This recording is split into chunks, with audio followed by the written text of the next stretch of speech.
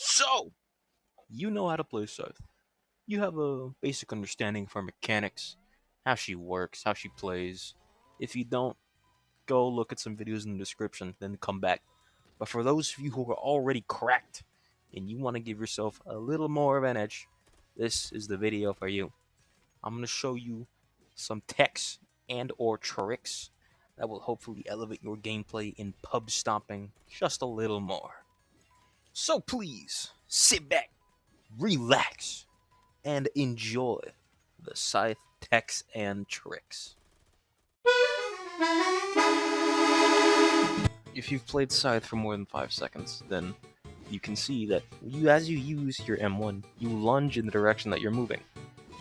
This movement is very helpful, and mastering it can save you from some pretty wacky situations. For example, in this clip, this shuriken and subspace have me pinned. I'm at 40 HP, not a likely W.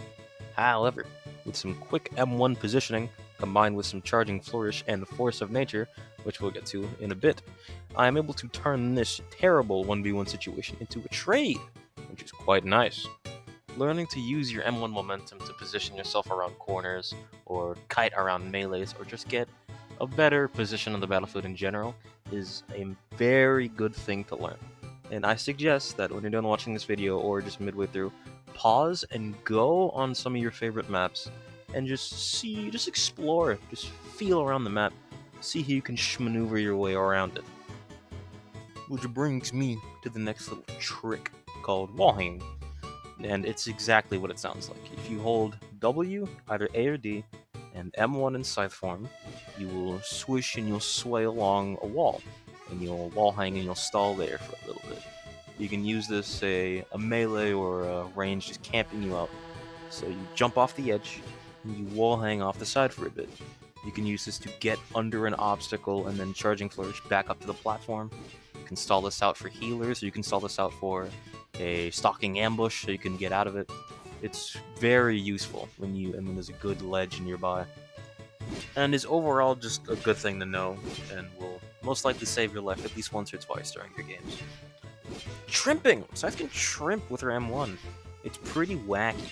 So, the best spots I know for this are on the Underground War, on just the big side ledges, and I'll have the clips playing in the background of examples, and on Roblox Arcade, and yeah, well, just big vertical slopes that you can just slide off of. It's a bit gimmicky, it's a bit finicky, but once you get the hang of it, it'll just come naturally like breathing. And once you see these two, you can find trim spots around them. If you just see a vertical slope, assume that you could flop yourself off that. And it gives a decent amount of vertical mobility, as well as just terrorizing any ranged or hyper who dares camp on those sides. But that's enough about just the M1. Let's go on to the Charging Flourish is by far Scythe's just best mobility move. I mean, no shit. You get to charge in any direction, and the Flourish part gives you a nice vertical boost that you can cancel into other moves. And the canceling part is what I'm going to be talking about here. If you use your Charging Flourish and you M1 cancel into it, you get a pretty good horizontal boost of movement that you can use to really just get behind someone, get some chipped swings in, and is good for maneuvering in general.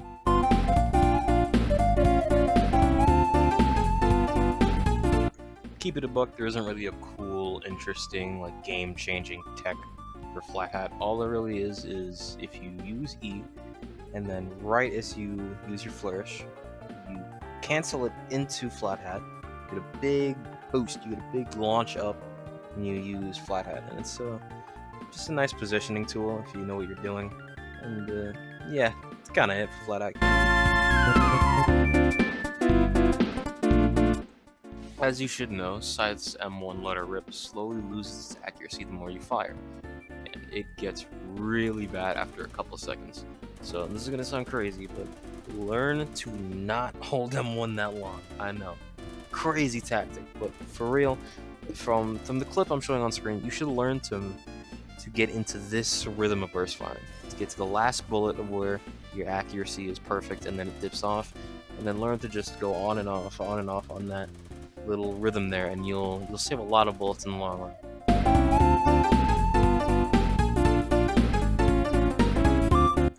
Bullseye is a very strong weapon in Scythe's arsenal. It allows her to have an on-demand stun and knockback tool, and it can cancel a hyper roll if you time it right.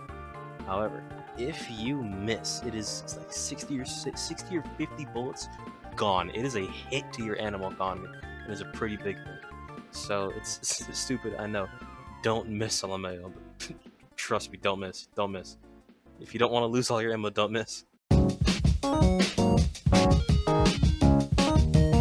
Bullet Blaze is Scythe's kill move. It is 50 to 60 damage on a 3-second cooldown. It is insane how much value you can get out of this. And it has a secondary function as a little bit of a mobility, because by this point all of Scythe's moves are mobility except Bullseye. It's kind of wacky. So, if you look straight down, well, not even straight down, it can be at an angle, and you jump, and then you use Bullet Blaze, you become Force of Nature TF2. You get a little vertical, no, horizontal. I'm stupid. You get a little horizontal boost up, and you can use this to reach ledges you wouldn't. You can use this to reach ledges if you didn't have, say, your Scythe abilities online, or you wanted to keep those off cooldown for later use. You use the Force of Nature and you boost yourself up. Or, say, on Iron Cafe, if you're on the top layer and you see a big fight happen down, say a subspace ult happens or a katana ult happens, you can use the Bullet Blaze to catch yourself before you jump into katana's loving arms, and it's a nice thing to have on you.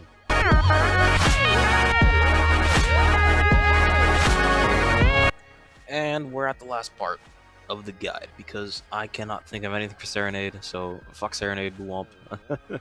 Yeah. So for Stalking Ambush has sort of a levitation property similar to Subspace's E, where it stays on, well, it levitates for the first couple seconds, then gradually decreases. So meaning you could jump off a bridge, you can jump off a ledge, get under something, get under like a bridge, get under a platform, and ult, and that levitation will give you just enough leverage to get back onto the platform, which gives you a safe place to ult if you're either low or just not wanting to take damage, or there's another ult chasing you down, and it's nice to be able to have that get out of jail free card when you're being hunted down or you need that desperately. Yep, that's it. End of the tips and tricks. I honestly thought this would be a lot longer than 7 minutes, but it's alright. It's a little quick video. Tips and tricks. So, as I said in the beginning, I've got links to beginner guides, overview guides in the description. And if you've got techs that you know and that I didn't mention, please let me know. I will be hearting and pinning the first goober that finds one. So, yeah, good night, because it's 4 in the morning and I need to get some sleep.